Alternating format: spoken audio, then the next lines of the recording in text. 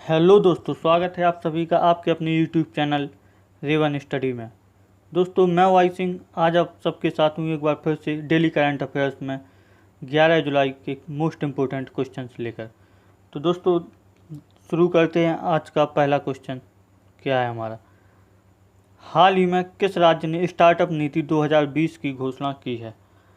तो दोस्तों हाल ही में स्टार्टअप नीति 2020 की घोषणा उत्तर प्रदेश ने की है। ठीक है दोस्तों, इसके तहत सरकार का अनुमान है कि लगभग 2 लाख, कितने दोस्तों, लगभग 2 लाख रोजगार लोगों को मिलेंगे। ठीक है दोस्तों, 2 लाख रोजगार। और इसके अलावा क्या है कि सबसे मतलब अगला पॉइंट इसमें क्या बनेगा कि उत्तर प्रदेश के सभी जिलों, यानी कि कितने ज़िले हैं उत्तर प्रदेश में दोस्तों, 75 जिलों में लागू की जाएगी एक साथ ही। और इसके अलावा अगला पॉइंट यहाँ पे दोस्तों हमारा ये बनेगा कि इसके लिए मई माह में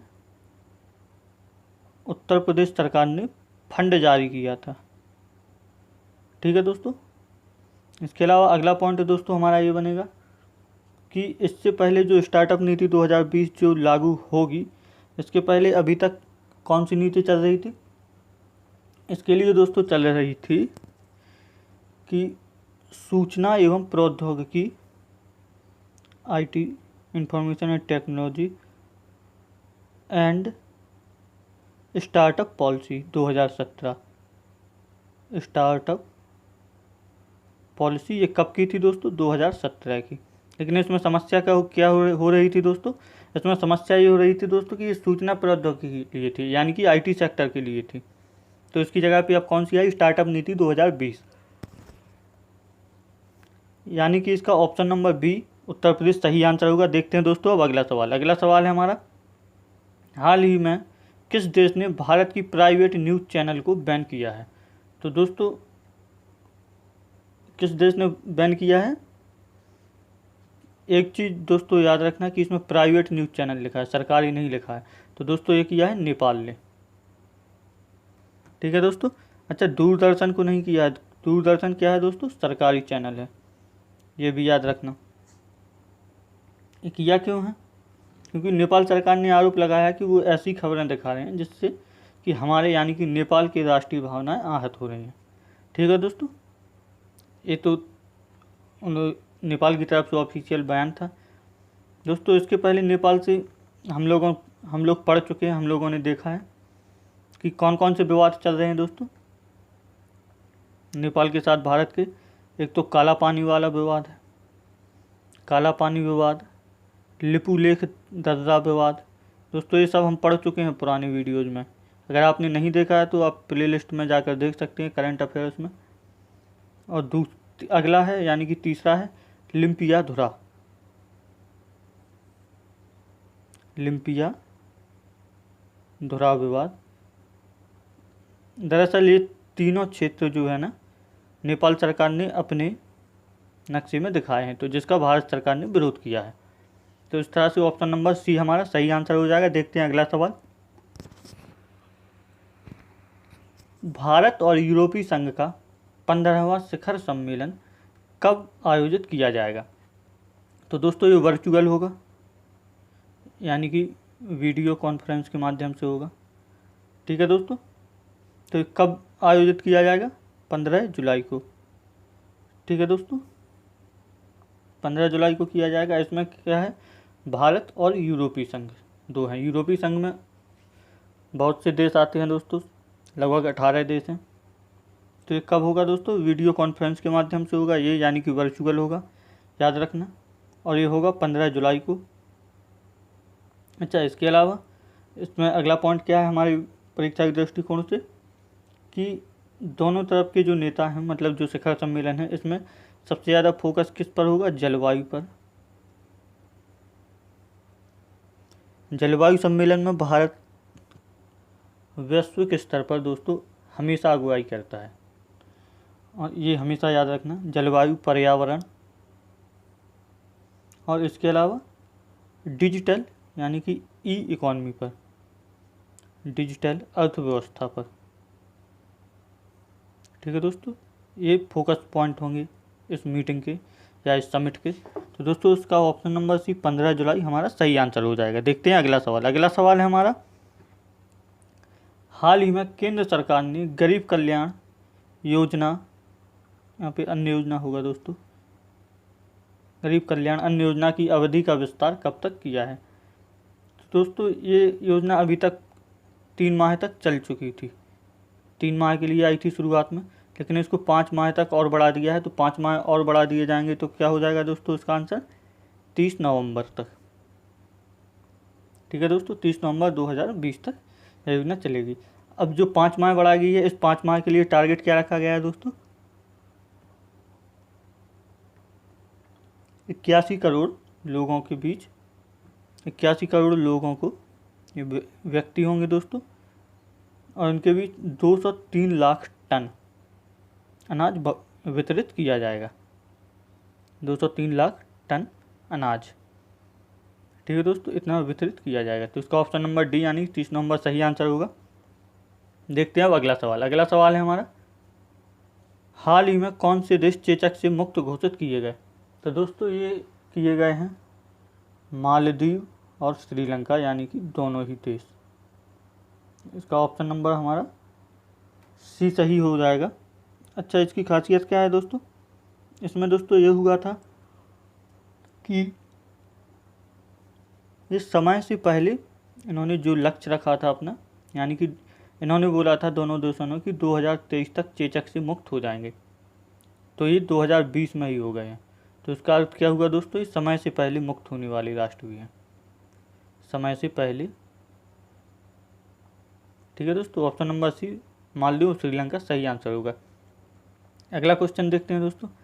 अगला क्वेश्चन है, हाल ही में किस राज्य की तितली को भारत की सबसे बड़ी तितली का खिताब मिला।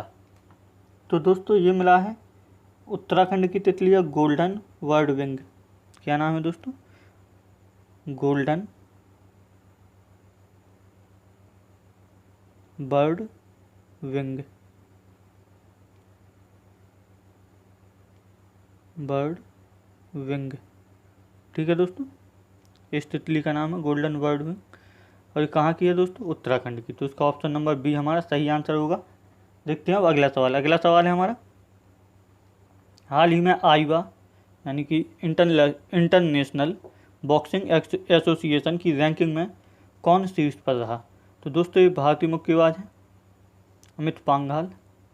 ये अंतर्राष्ट्रीय बॉक्सिंग एसोसिएशन द्वारा जो रैंकिंग जारी की गई है, तो उसमें पहले स्थान पर रहे। दोस्तों ये पहली बार हुआ कि टॉप 10 में भारत के 12 प्लेयर हैं। टॉप 10 में कितने प्लेयर आए हैं दोस्तों, 12 प्लेयर। ठीक है दोस्तों, ये याद रखना, अमित पांघाल, यानी कि ऑप्शन नंबर डी हमारा सही आंसर होगा। ये दोस्तों आईवा की फुल फॉर्म है, क्या है, इंटरनेशनल बॉक्सिंग एसोसिएशन। ठीक है दोस्तों, देखते हैं अगला सवाल। अगला सवाल है हमारा, हाल ही में चर्चा में रही इमारत, क्या है इमारत का नाम, हागिया सोफिया। ये इमारत का नाम है दोस्तों हागिया सोफिया, किस देश में है। तो दोस्तों ये हागिया सोफिया तुर्की देश में है। ठीक है दोस्तों, ये तो हमारे सवाल का आंसर हो गया। अब इसके बारे में समझ लेते हैं हागिया सोफिया चर्चा में क्यों रही है। दोस्तों पहली बात तो ये कि चर्चा में रहने का कारण है कि ये काफ़ी पुरानी, लगभग 1500 साल पुरानी इमारत है। अब इसमें है क्या इमारत में कि ये बिजेंटियन साम्राज्य, जब आप लोग वर्ल्ड हिस्ट्री पढ़ेंगे तो उसमें देखेंगे बिजेंटियन साम्राज्य के राजा थे कौन, जस्टिनियन, इन्होंने बनवाई थी, इनके ऑर्डर पे ये चर्च बनाई गई थी। इसका सिक्वेंस समझना दोस्तों, 1500 साल पहले ये चर्च बनाई गई थी, लेकिन 1453 में के बाद, यानी कि लगभग 15वीं शताब्दी में, जब मुस्लिमों ने आक्रमण करके तुर्की को जीत लिया, इस्तांबुल को जीत लिया, तो इसे किस में, मस्जिद में बदल लिया गया।